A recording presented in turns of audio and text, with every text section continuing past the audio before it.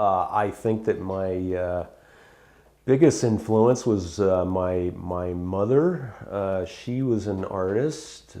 She worked with acrylics, and she did impressionistic paintings, and she was really good at it.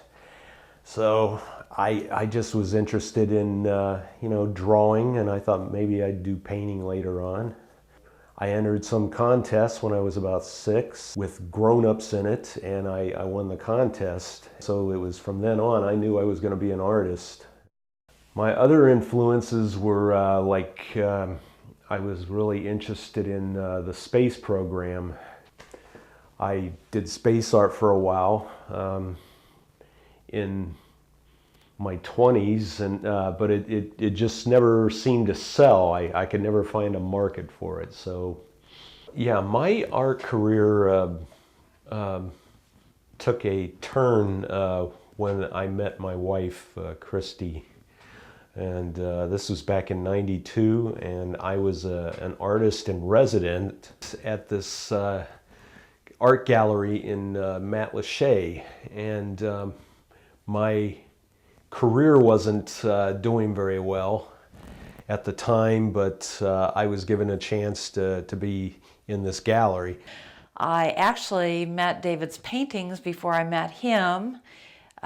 There was a painting on an easel in the middle of a room, and it was a large space painting, and I was drawn to it. I couldn't believe the technical ability that I saw. I felt like I could step onto this planet.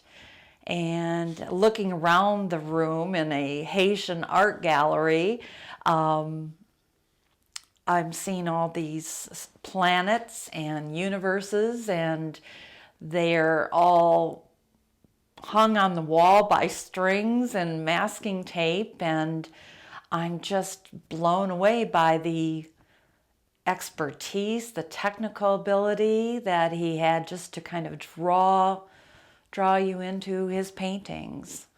I remember posting a post note on his large painting on the easel and just said, "Who are you?" Because I was so captured by, I couldn't imagine who would be doing something like this, and asked him to call me. So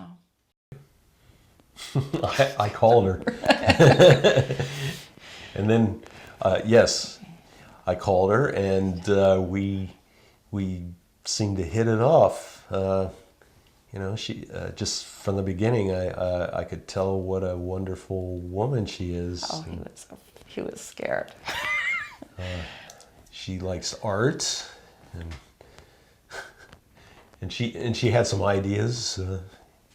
Yeah, he was like very, very depressed. He was like, he thought finally being in a gallery, and being in a gallery in Florida, which he had wanted to come to Florida for years. He was finally there, and not only that, he was in a gallery, so he thought, the art world would open up to him. But he was painting really the wrong subject matter. So I just asked him, "Can you paint anything else?" And he's like, "I suppose I could."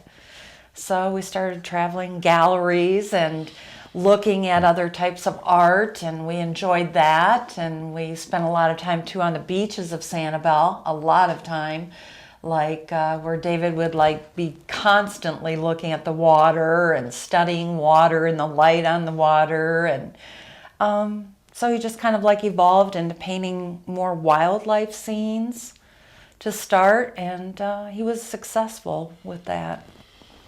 I try to have humor in my paintings mostly. I mean, some of them it's fairly serious, like the wildlife scenes, but some of them do have some humor in them, such as the wildlife is invading homes, and we try to do something where it's like, yeah, that seems humorous. I mean, but if you actually had birds in your house, it'd probably be just havoc going on.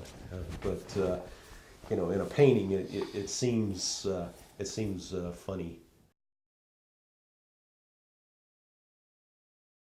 if that 17-year-old David walked in here today, he would look around and see all the work that he's done since that time, all the way up to himself being 52 years old, and would be amazed at the amount of paintings that he's done.